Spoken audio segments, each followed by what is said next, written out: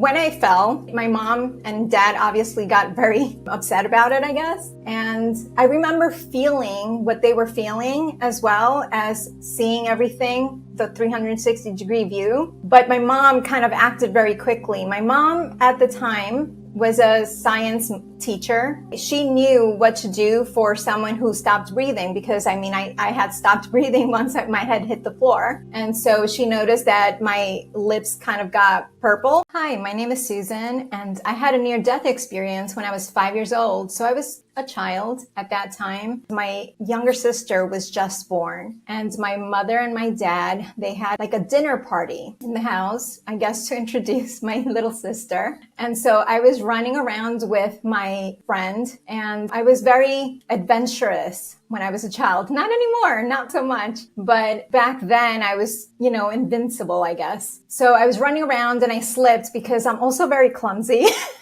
So I slipped and I fell backwards and I hit my head. And that's what happened. So it's a pretty short story, but what actually is the profound part is what happened after the story. I didn't see any type of tunnel or anything like that because I know a lot of NDEers pretty much say that. I didn't see that. What happened with me is that as soon as my head hit the floor, the consciousness that I am, the soul part of me, kind of came out of my body, and I had a 360-degree view of everything. So I like to point people to the artwork of Alex Gray. I actually met him because I think his art represents what happens to us after our death. Because we're not a body. We're not just a body. We're in a body during this experience of one lifetime. And then we actually come out of the body, release the body, you could say, and have a different experience. When I fell, my mom and dad obviously got very upset about it, I guess. And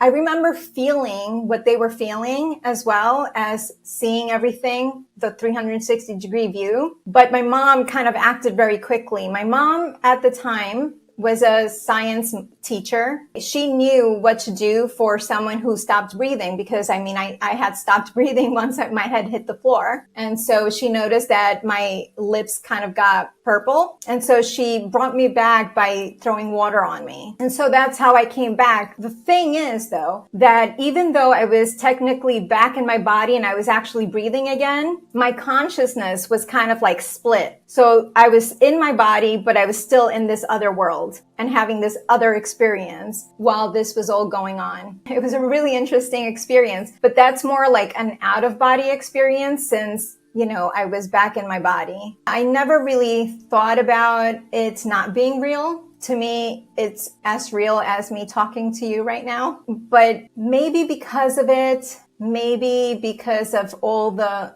literature I have since looked at and kind of devoured, because I wanted to kind of understand what happened to me so young. I didn't really talk about it. Like when it happened, I didn't talk to my mom about it. I didn't talk to my dad or anyone else about it. I kind of kept it to myself. What I do remember is that while I was having this experience, it seemed like a dream state. But then again, if you know anything about spirituality, the life that we live is a dream. What's interesting is that since having that experience, I've actually done a lot of different work, hypnosis work, where we actually look into the different brainwave patterns and we look into the different life experience that the higher self can actually show, which basically means you can have a past life regression, but you can actually have a future life progression. And you can also have a life in a different planet even, or life as an energy form. I mean, the amount of things that people have seen and experienced throughout a hypnosis session, quantum healing hypnosis, it's pretty much endless. And you should really look into that if you're so inclined. What I do remember about that experience though, is that I saw what I believed at the time was an Archangel Gabriel. And I had this discussion with him, which I would describe him as a Palladian. I know that's out there, but that's what I have come to the conclusion. So my interaction with Archangel Gabriel is pretty personal, but what I could say about it is that when the communication was happening, the mouth was not moving. It's all telepathic communication. So it's not like I'm moving my mouth right now as I'm speaking. It wasn't like that at all. So it was pretty much telepathic, where I could just understand where he was at, what he wanted to say, or what he was saying in a mind form. This is very, very mental and very spiritual. The lips never moved, but the eyes were the things that I was focused on the most because of the color of the eyes. They were very like sky blue. Actually, it even had some green spots in there. They were beautiful. From what I remember, Archangel Gabriel actually had a beautiful glow, but the way I would describe it is that Archangel, or any type of angel, angelic form, is actually more made out of light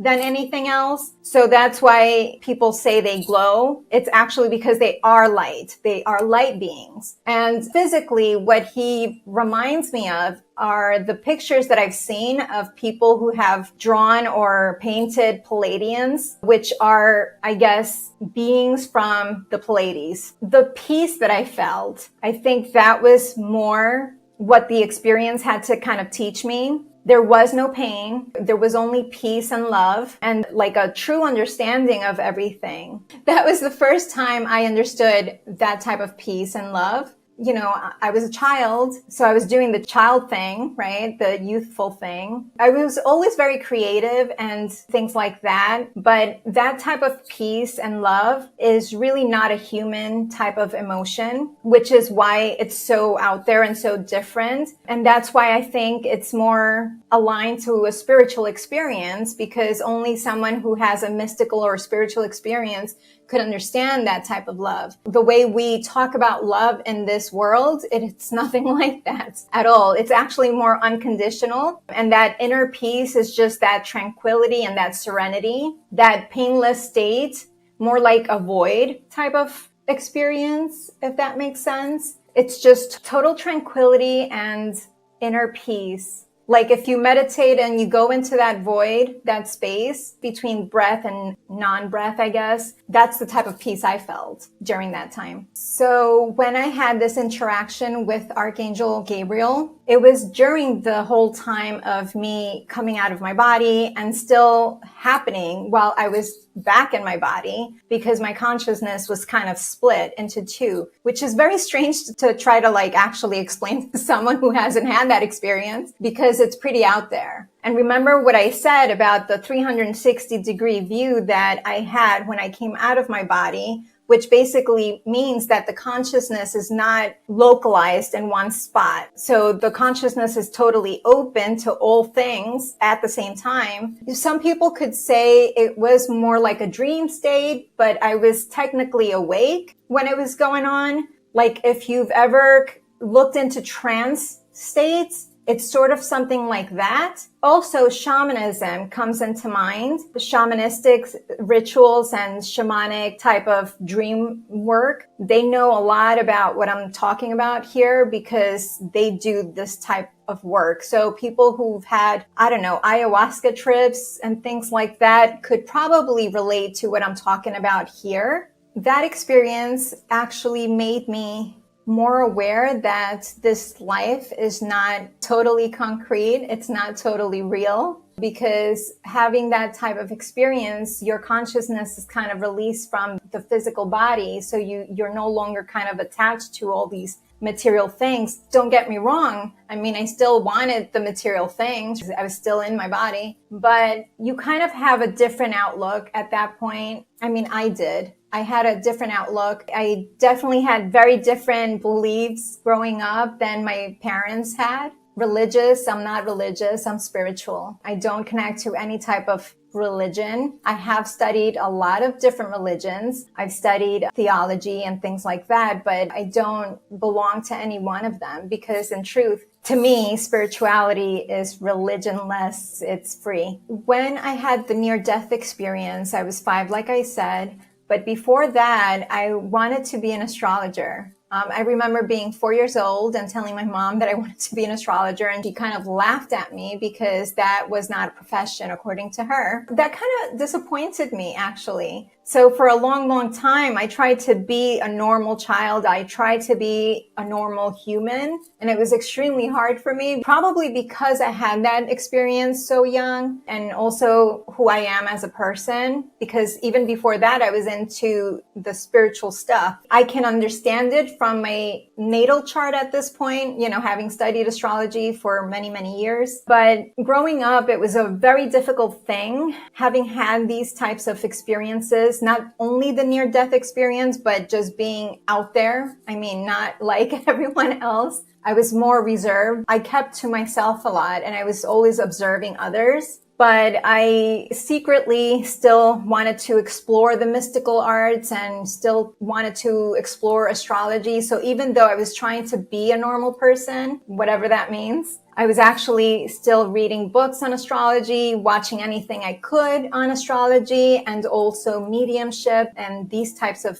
things. They were always intriguing to me because I kind of knew, right, having that experience, I knew that this world was not what we were being told. So after I got my master's degree in school counseling, I actually went into the field that I kind of secretly always wanted to get into, right? I was actually part of a psychic expo. At that point, I was reading cards. But before that, I actually was a palmist. Like, I was reading palms and tarot cards when I was around 11. So when I say I was not a normal child, even though I tried to be, I mean, I was not a normal child. I was into the occult all my life. Well, because it happened to me, so I can't deny my own experience. So if I had that experience, I don't know, maybe I'm wrong about this, but from my point of view, like, once you have an experience, especially as a child, you kind of think that that's a normal thing. And you think that everyone is experiencing the same type of things. You don't think yourself to be different. So because of that, I never thought that near-death experiences or out-of-body experiences or any type of these things were a different thing that is not considered normal for, the common man. One thing that I really want to make clear is that the near-death experience is just one moment in time. That happened to me, that I experienced that, and to me it was extremely real. But that's not what defines me. A spiritual experience, whatever that may look like or be labeled as, is what I would say defines us as spiritual beings. And everyone can have a different experience, and the experience itself is just a story. And we're way more than just a story. So my mission here is to help myself and others reach a type of understanding that we're not the body, that we're not just one experience, one lifetime. We've had multiple lifetimes. We have been evil. We have been good. We have been all the colors in between, all the flavors in between. And what it boils down to is that we are consciousness. That's what a soul is. A soul does not have a personality. A soul doesn't have good or evil. It's just experiencing different aspects of itself. And that is more akin to what I've studied in the Hindu scriptures, actually. They talk about the Atma, and that's what the soul is. It is the consciousness aspect of ourselves, which even, in my opinion, it even supersedes any type of love. I mean, consciousness is all there is, and there's only one consciousness, and that's God.